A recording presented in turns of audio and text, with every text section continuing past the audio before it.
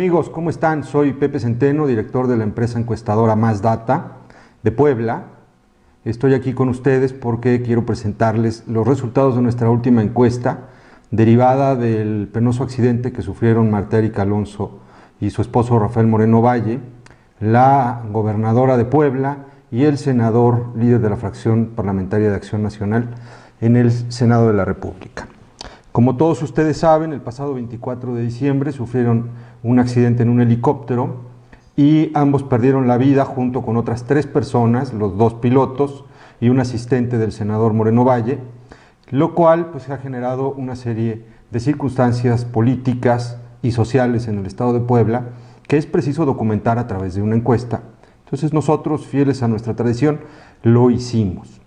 La encuesta consistió en una muestra de 600 entrevistas en los domicilios de los informantes.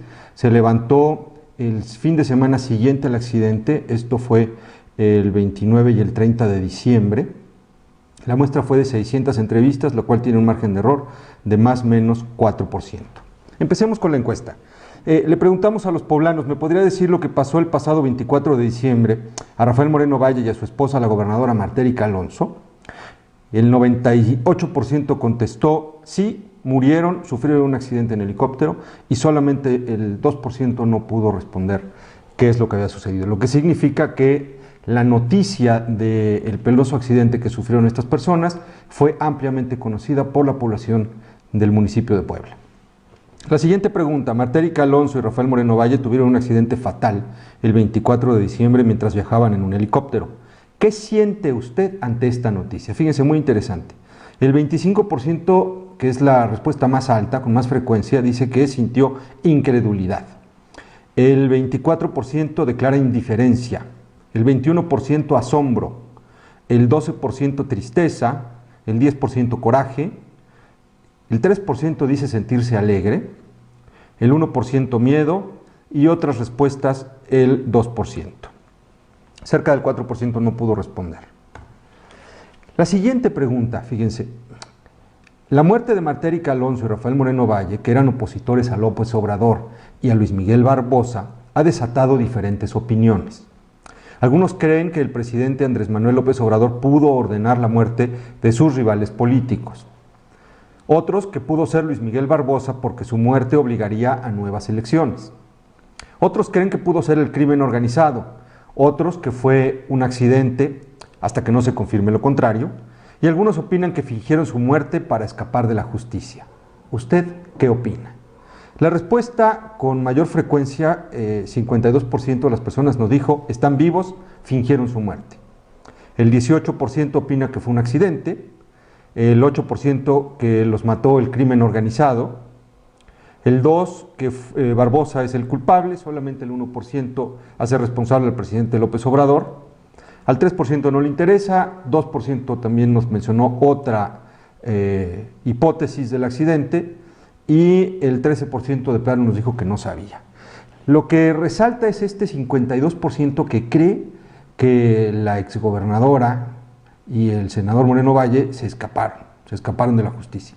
Esta es una versión que ha corrido en las redes sociales, incluso se generaron memes, una supuesta portada de la revista Proceso, en donde decía que los habían encontrado en Holanda, otras versiones que los habían visto en Dubái o que los habían visto en una isla paradisíaca en las Bahamas, y me asombra la capacidad que tiene la sociedad, en este caso la sociedad poblana, de creer este tipo de versiones fantásticas, porque en realidad los señores Marta Erika y Rafael sí murieron en ese accidente, penosamente, y no tenían ningún incentivo para querer escapar de una auditoría, una cosa así, que en el mundo de la política y del gobierno son procesos bastante normales.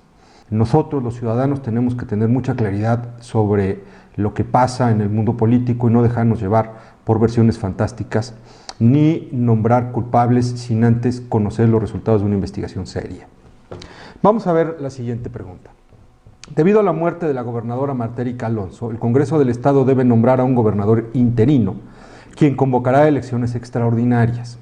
¿De qué partido político debería ser ese gobernador interino? Y de manera espontánea, el 19% nombró al PAN o a alguno de los partidos aliados al PAN, el 3% al PRI, el 29% lo hizo por Morena o alguno de los partidos aliados a Morena, menos del 1% mencionó a otros partidos, el 8% menciona a un independiente, y al resto, que son aproximadamente el 41%, no le interesa o no supo contestar.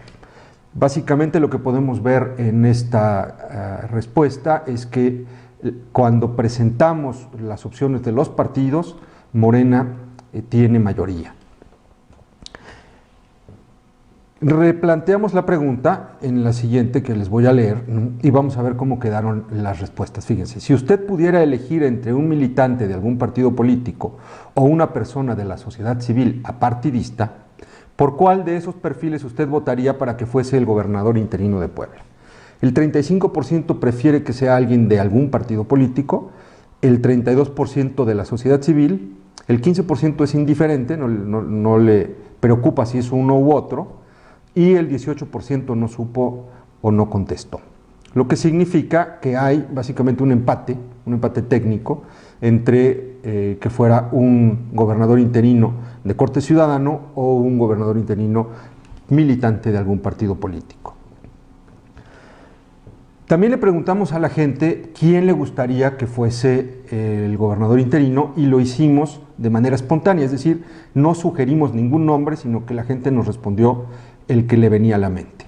En la primera mención, con el 66% de las respuestas, no sabe, no contesta, es decir, 2 de cada 3 de los entrevistados no tiene una preferencia por ninguna persona en particular. La persona con mayor cantidad de menciones, que fue mencionada por el 5%, fue Eduardo Rivera, seguido por Luis Miguel Barbosa, con un poco menos del 5% también.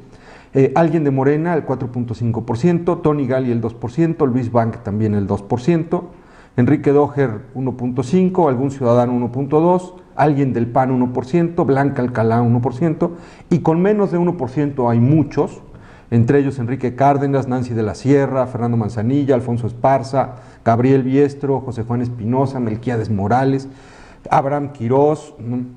Claudia Rivera, hasta Javier López Díaz aparece en la lista, ¿no? Es decir, no hay un nombre, una figura pública que de forma espontánea los ciudadanos sugieran para que se convierta en el gobernador interino. Y le preguntamos a la gente también qué opinaría si Luis Miguel Barbosa fuera nuevamente el candidato a gobernador de Morena. Y la pregunta se fraseó de la siguiente forma. Debido a las sospechas por las condiciones en que murieron Marta Erika Alonso y Rafael Moreno Valle, ¿usted cree que Luis Miguel Barbosa debe ser candidato de Morena en las próximas elecciones de gobernador? ¿O es mejor que el candidato de Morena sea otra persona? 61% dijo que sea otra persona, 16% dice no importa que sea Luis Miguel Barbosa, al 14% le resulta indiferente y el 9% no supo contestar. ¿Qué significa esto? Que cerca de 2 de cada 3 poblanos considera que no sería prudente que Luis Miguel Barbosa fuese el candidato a gobernador. Y me van a decir que esta pregunta estaba inducida. Bueno, nosotros desde luego inducimos el tema porque estamos leyendo la opinión pública y porque también sabemos que eso podría ser parte de una estrategia de comunicación de los partidos opositores a Morena para cuestionar y desprestigiar la eventual candidatura de Luis Miguel Barbosa. No tenemos ningún interés porque sea o porque no sea él o ningún otro de los políticos mencionados candidato tanto de Morena como de cualquiera de los demás partidos, simplemente estamos midiendo la percepción social al respecto de este fenómeno político. Esto fue lo que medimos, amigos, al respecto de esta situación tremenda que pone a Puebla nuevamente en una elección de gobernador que va a ser sumamente compleja, en la que vamos a ser nuevamente los ciudadanos bombardeados con una serie de mensajes de unos y otros grupos políticos, ¿no? En donde habrá ataques, descalificaciones, en donde habrá cuestionamientos muy severos y nosotros tenemos que mantener como ciudadanos la mente abierta y la capacidad de tomar estos mensajes con juicio, ¿no? Con criterio y estar por encima incluso de los intereses de los grupos de poder. Mi convicción como investigador de opinión pública es el de presentar siempre datos a tiempo, datos oportunos y datos veraces que puedan ayudar a formar una opinión con mayor información, con mejor información, para que construyamos una ciudadanía más fuerte. Les deseo a todos ustedes un 2019 próspero, que haya paz en sus familias, que haya salud y que para todos los poblanos, ¿no?, sea una oportunidad de ir a una elección y hacer una fiesta democrática y que salgamos mucho más fortalecidos de lo que estamos ahora. Hasta luego y nos vemos en la siguiente.